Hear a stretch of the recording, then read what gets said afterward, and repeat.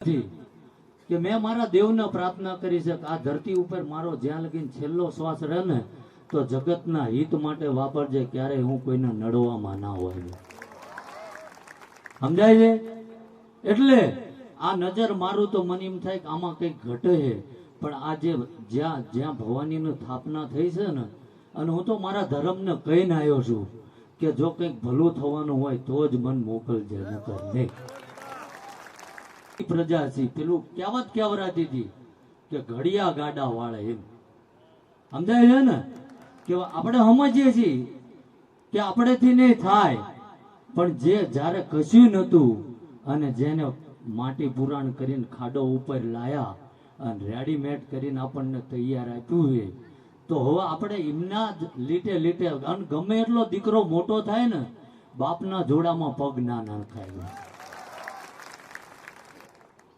અને મનથી જે મને દુખી કરતા હતા પ્રશ્નો, અને ઘણા વડીલો યુવાનોને, તો આજ કદાચ મારા વડીલોને એ પ્રશ્નો કરવાના છે. પ્રશ્નો એટલે હું કોઈ પ્રશ્ન કરવા વાળો નથી, પણ મારે કંઈક ધ્યાન દે એના ઉપર, એવી વડીલોને બે હાથ જોડીને વિનંતી કરવાની છે. બીજું, હું તો જો કારણ કે બધા નામી અનામી બધાની સેવા છે, અને બધા વડીલો બધાના નામ લઈશ તો પાર આવવાનો નથી, પણ હું જેને નજીકથી ઓળખું છું એવા રજોડા જે કાનભા ગોહિલ, કે જ્યારે હું કહું છું કે અત્યારે ભલે હું ઈન બિન મારીને ઊભો, પણ જ્યારે મને ચડ્ડી પહેરવાનું ભાન નતું ને, ત્યારનો આપણો તો આ આપણા સમાજનો તો ભીષ્મ પિતા કહેવાય છે. સમજ્યા? ભીષ્મ પિતા કહેવાય. હું કોઈ દી કીધેલા વખાણ નથી કરતો, પણ મેં જોયું છે કે યુવા વર્ગથી લઈને ગમે એને કદાચ તકલીફ પડી ને, હું તો કહું 18 વર્ષમાં કદાચ હારા કામમાં બાપા ના ક્યાં હોય ને ક્યાંક દૂર હોય, પણ ગમે એના ઘરે કદાચ દુઃખદ ઘટના બની હોય ને, ત્યાં બાપાનો પગ પહેલો હોય છે. જેમ હમણે કીધું ને કાન બાપાએ કે વિવાદ તરફ ન જવું, એકતા તરફ જવું છે. સમજાય?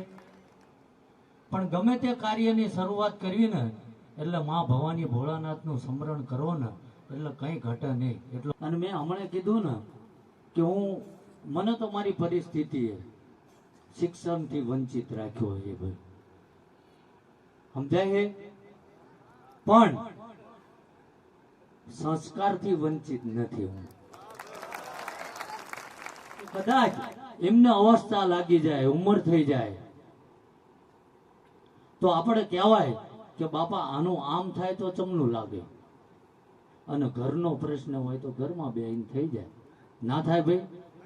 થાય કે ના થાય? અને આજ આ બેઠો છું ને, હું એવું નથી કહેતો કે કોઈને સમર્થન ન આપતો, કારણ કે બધા રાજપૂતો રહ્યા ને ભાઈ, એકતાની જરૂર છે. કહું છું ને, કોઈના સલાહની જરૂર નથી, સાથની જરૂર છે. સાથ આપો. અને હું તો 18 વર્ષને લઈને હાલું છું ભાઈ. આજે હું આવ્યો ને, કારણ કે મારા દેવ પણ જે જેવી જગ્યા આપણે મારે બધે તો બધાને ના કહેવાય ને ભાઈ, પણ મારા સાનિધ્યમાં હું 18 વર્ષને લઈને આવું છું.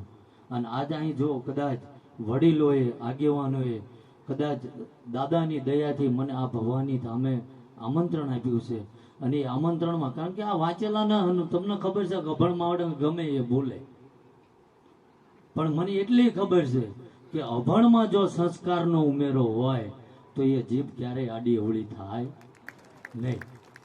પણ સમયનો અભાવ છે, હજુ મારે બીજી જગ્યાએ હાજરી આપવાની છે, પણ આ નજર નાખું છું ને, એમાં મને એવું થાય છે કે કંઈક ઘટે છે. સમજાય છે?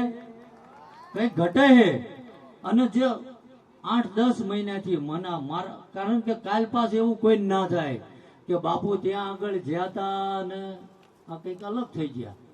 અલગ ને થોડાક મને મૂંઝવણ છે, અને પેલા ઘરથી મૂંઝવણ હોય ને તો ઘરથી શરૂઆત કરાય, પછી આપણે બધે કહેવા જવાય.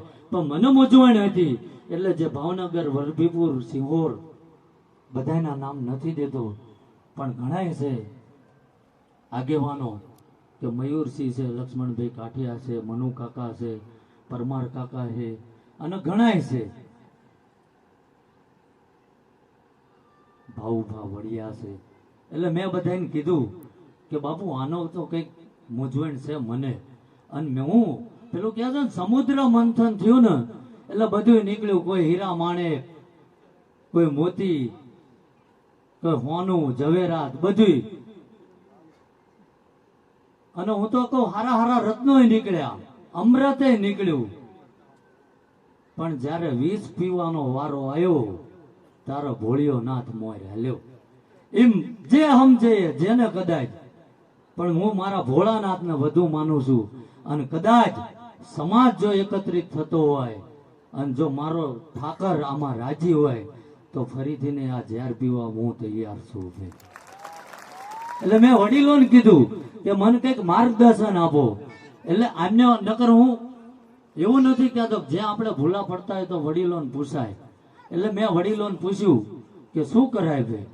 એટલે મને એવું કીધું કે બાપુ અમે તમને શું કહેવી કે ક્યાંક અમને મૂંઝવણ આવી, ક્યાંક અમને કંઈક પ્રશ્ન મૂંઝવતો હોય તો અમે દોડીને દાદા પાસે આવી છીએ. અને દાદા જે રસ્તો બતાવે એ ક્યારે ભરવી દે એવો હતો. તો તમે દાદાને હારે લઈને હાલો. એટલે આ જે ઘટે છે ને એ મને એવું લાગે છે કે ટૂંક સમયમાં પૂરું થઈ જશે.